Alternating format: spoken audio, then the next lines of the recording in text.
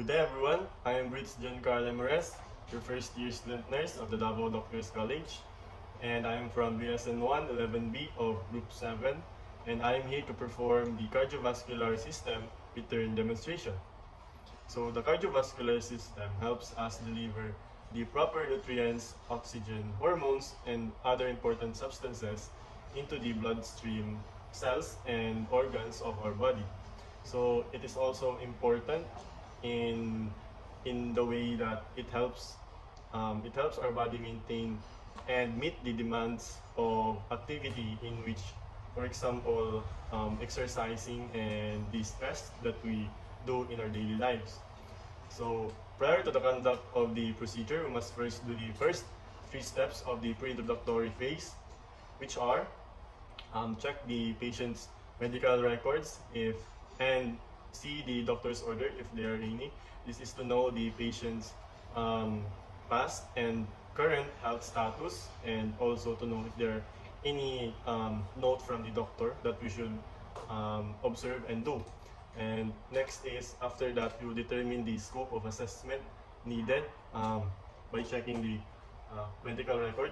So as stated here, my patient would be receiving the cardiovascular system assessment, and after that we would prepare all the equipments needed so to save time and energy. So we have here the stethoscope for auscultation, the rectangular cardboard and ruler in measuring the jugular venous pressure, pen light lighting the different body parts of the patient, notebook and pen in recording the observations and findings that we would see or observe. Okay, so now that we have finished checking all the equipments, we can now proceed into the proper hand hygiene, which is we would perform proper hand washing in order to prevent the spread of microorganisms and to prevent the cross-contamination of microorganisms from the healthcare worker to the patient and vice versa. So after doing hand washing, I would enter into the room of my patient, greet my patient and the companions of my patient if there are any. I would verify first my patient's identity and introduce myself. This is in order to gain rapport and to ensure that that I am giving the right assessment or treatment to the right patient. Okay, so after that, I would be assessing my patient about the assessment that we will be going through, and after that, I would ask my patient if he or she has any concerns or would like to raise any question about the assessment, and then I would ask him if what would he or she would want me to call the patient. So after that, I would provide my client privacy by closing the doors and windows or the curtains if any, and then I would provide adequate lighting, the right room temperature to provide my client's comfort. And then after that, I would drape the client's body throughout the assessment as needed, and also I would inquire and ask my patient about his or her previous health history. I would ask about the any questions regarding his or her cardiovascular or the patient's lifestyle and the condition of his or her heart, like that. And we would now continue in proceeding with the assessment by going first to the patient's room. Good day, sir. I'm Britz Karl, your first year student nurse for today. So, sir, may I see your wristband, please?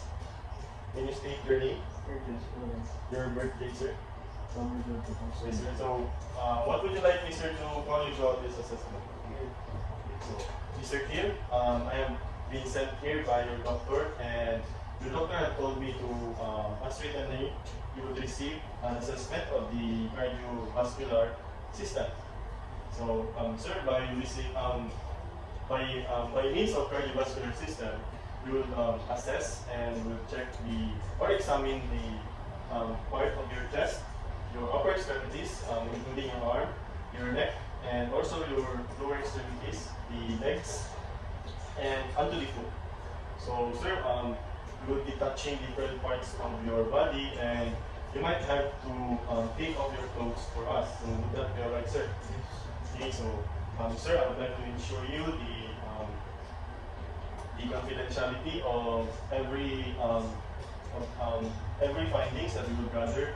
Na ako lang po na yung nurse, tapos yung inyong doctor, and also ikaw ang makakala ng findings na makukuha natin ngayon.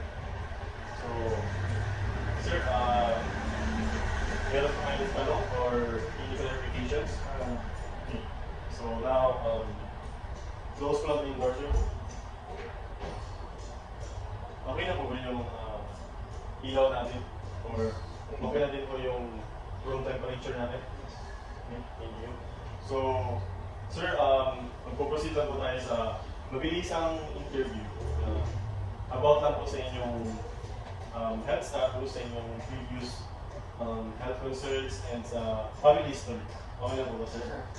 Okay, so may I ask, sir, if there have been any specific complaints on your chest area or any part of your extremities?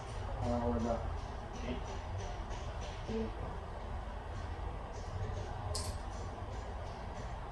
So, have you experienced lately, sir, any dizziness, nauseated, any shortness of breath, or any headache? Wala.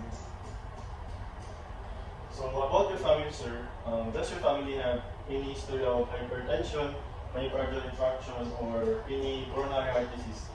Yung parang So, your father had hypertension. So, how about smoking, sir? Do you smoke? Or does anyone in your family smoking and you are exposed to that family member? So, sir, mag-ask po ako about sa inyong physical activity. May recreational sports mo kayo? Yes. Ano po yun? Yung basketball. Okay. So, basketball. Do you play regularly, sir? Yes. Like, in a week, how many times? About 3 to 4 times. 3 to 4 times. Okay. So, now that we've gathered the health history, sir, you can use this information to have a baseline data into your present health. Okay, so now we would proceed into assessing the patient's jugular and carotid arteries. So, by obtaining data about these vessels is important in order to know the patient's blood volume and pressure in the right side of the heart. Okay, so by doing this assessment, we would be placing the head of the bed of the patient into a 30 to 45 degree angle, ensuring that the head, the body, and the head and the torso are on the same plane. After that, we would ask our client to face onto the left side and check the patient's jugular vein, and then we would shine the tangential light source onto the neck, suprasternal notch, and the area around the clavicle, and observe for any pulsations and shadows. So if the jugular distension was noted, we would assess the jugular venous pressure by locating the highest visible point of distension into the internal jugular vein. So we would also emphasize it with distension into the tangential light source, and then as deemed necessary, we would raise or lower the bed into a 30, 45, 60, or 90 degree angle until the highest visible point of distension on the internal jugular vein was observed. Okay, so we would measure the vertical distance in centimeters above the sternal angle by extending a long rectangular object, or the cardboard that we have made, and from that point we would place the centimeter ruler vertically from the sternal angle, making an exact right angle. So we would also repeat this onto the other side of the patient.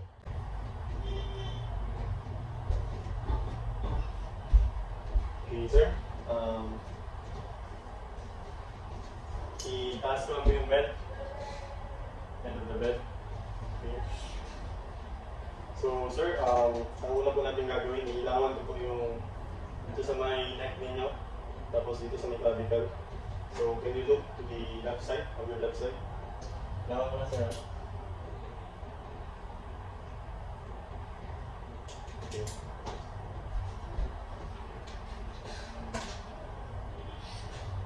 So next po sir ay i-ano po natin yung inyong jugular veins. Tingin ko natin left side.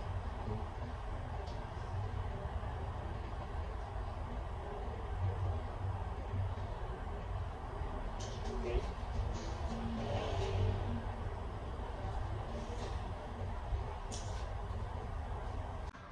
So we would repeat the process into the other side of the patient. So next is the assessment of the carotid arteries. So by doing this, we would ensure that the head of the bed is still on the same spot, right about 30-degree angle, and would position the client's head slightly towards the side while being examined. So we would palpate the carotid artery carefully, avoiding too much pressure or massaging the area. We just apply the right amount of pressure so that we may not harm the carotid artery. And also, we would repeat the preceding steps on the other side of the patient. Okay sir, so ipalpate na po natin yung carotid artery na dito. So okay lang hawakan ko yung neck na sir. Okay, so look straight na sir. So we would turn the head slightly away from the side, being examined. We would use here the stethoscope. Place the bell of the stethoscope over the carotid artery and ask the client to hold his or her breath for a moment as we know the as we check the patient's carotid artery. So we would auscultate the carotid artery. We would listen for the root or the sound on the carotid artery, and then we would repeat this on the other side. Sir, so after natin yung palpation, mag-proceed naman po tayo sa auscultation. So we will make use of the stethoscope using the bell. I-locate ko lang po yung carotid arteries nyo, tapos papangin ka. So, okay lang sir?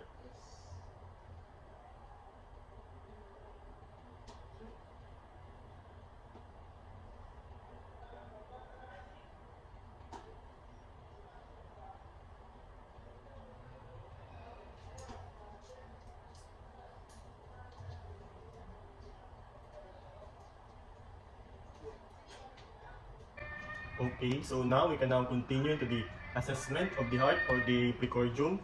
So first of all, we will be inspecting first and then proceed with the palpation.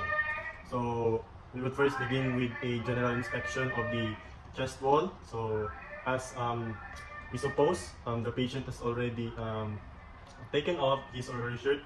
So in women, we must always keep things private by draping the other parts of the patient. If not, if the body part is not needed, we would drape it, and then so after that we would gently lift the breast, or we would ask the client if this is a woman. So we would ask the client to lift her breast.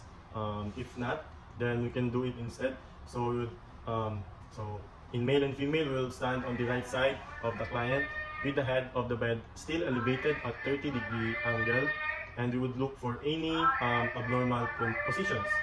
So we would also make use of the pen light by shining the tangential light across the chest wall over the cardiac apex into in order to make the movements more visible. We would simultaneously inspect the precardium for any pulsations while palpating the aortic area, the pulmonic area, the tricuspid area, and the apical area. So we would do this by first palpating the hips and lift it using the palm, or hold using our finger pads for a oblique pattern against the chest. So ngayon sir, palpate ko naman po yung may chest niyo sir, hawakan ko po sir. Okay na po.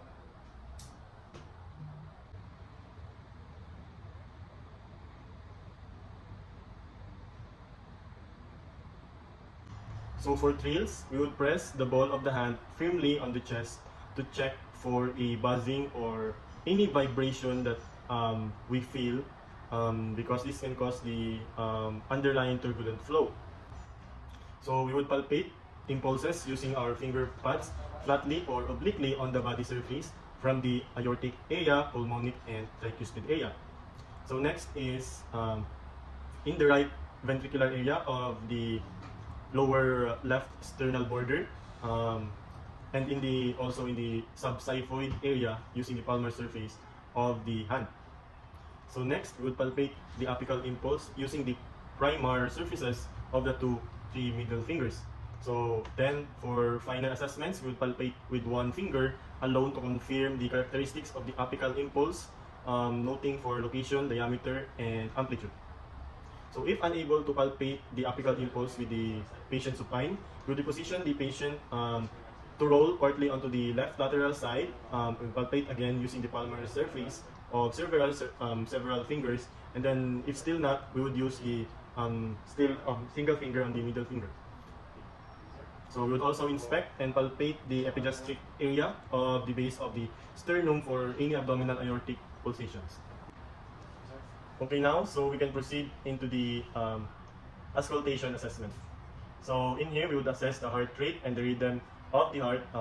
We would also make use of our stethoscope, again, by using the diaphragm of the stet, and then we would place it on the apex and listen closely to the rate and rhythm of the heart. So we would check also for the apical impulse of the heart located on the apex, and then we would count the heartbeat for a whole minute using the watch, and then we would observe and we would check if there are any irregular rhythm. We can continue in assessing the pulse rate deficit. So ngayon sir, nagamit naman po tayo ng stethoscope para marinig yung heart sounds rate. Tama lang po sir, nagamit natin yung stethoscope. Sabihin lang sir kung may maramdaman kayo ng pain or kung hindi po kayo comfortable.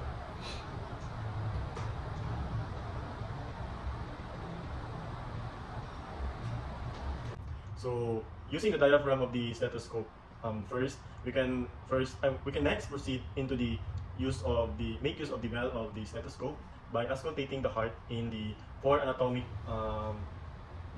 points, which are the aortic, the pulmonic, tricuspid, and the mitral, or as we know, the apical point or pulse.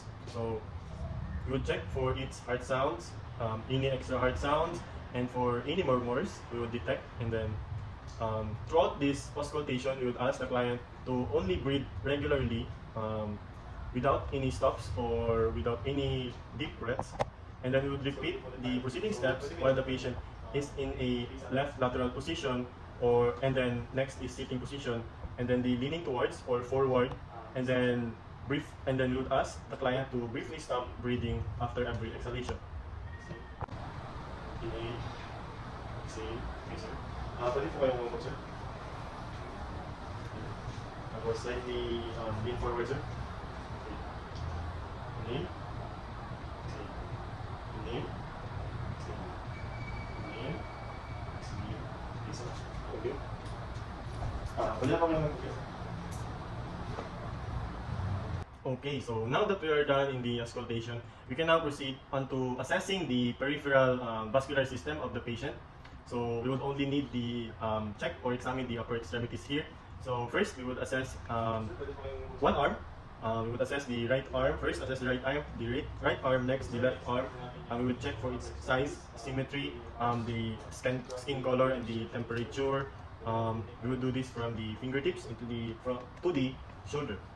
So we would also note for any presence of edema, for any skin lesions, if there are any change in skin color, texture, and we would also check for the hair distribution of the patient. So next is we would inspect the peripheral veins in the arms. This is in order to know the presence of or any appearance of the superficial veins. When we would assess this when the limbs are dependent and when the limbs are elevated. So we would also palpate for the radial and the ulnar pulse of the patient, and also the brachial pulse individually and bilaterally. So next is we would assess the capillary refill, the finger, and then perform the Allen test, and then we would repeat this onto the left arm or onto the opposing arm. So sir, mag-continue po tayo sa Allen's test. So yung Allen's test sir ay nag-use po tayo sa inyong right and left hand. So control po yung pulse dito na side and then dito. Tapos pwede niyo pong i-close and open yung arms. So tapos squeeze. For example, yung squeeze. Okay sir. Sir, open and close po. Open and close. Open and close. Okay sir. Squeeze. Okay, let go sir. So, sir. Open and close. Squeeze. Let go. Okay, very good, sir. Sa left side naman tayo, sir. Okay, so open and close, sir. Then squeeze. Let go, sir. Okay, very good. So, isa na, sir. Squeeze. Let go. Okay, sir. Okay, so now that we have done assessing the upper extremities, we can now continue to the lower extremities. We would make use of the patient's legs, and we would ask the client if he or she can position himself into the supine position, and we would ask or we would assist our client into a supine position. So we would assess also each leg. So you can start from the right and also assess the left.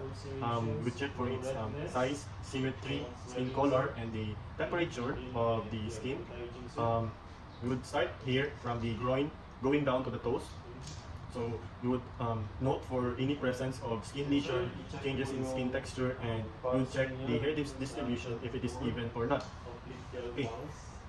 So next is we would inspect the patient's peripheral veins in the legs for the presence of the superficial veins wherein the legs or wherein the limbs are on the dependent and also when the limbs are elevated.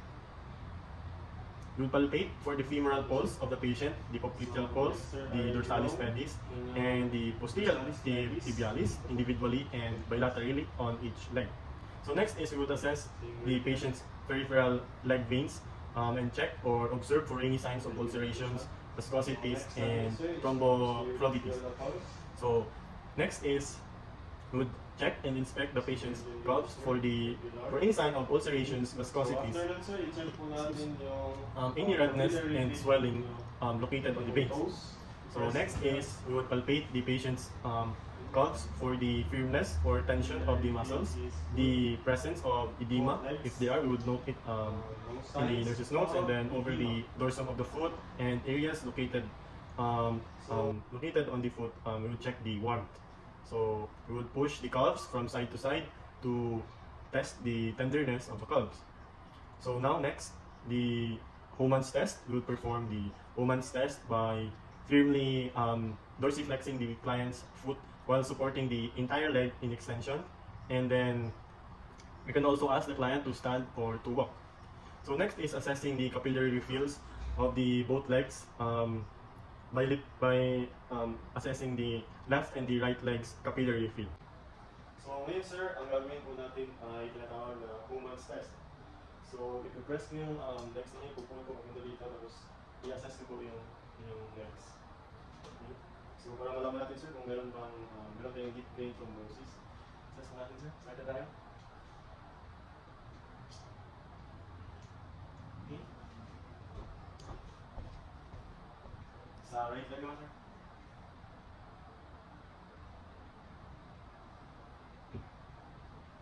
Okay, thank you sir. So, doon po natin yung assessment natin sa legs. Wala ko na po.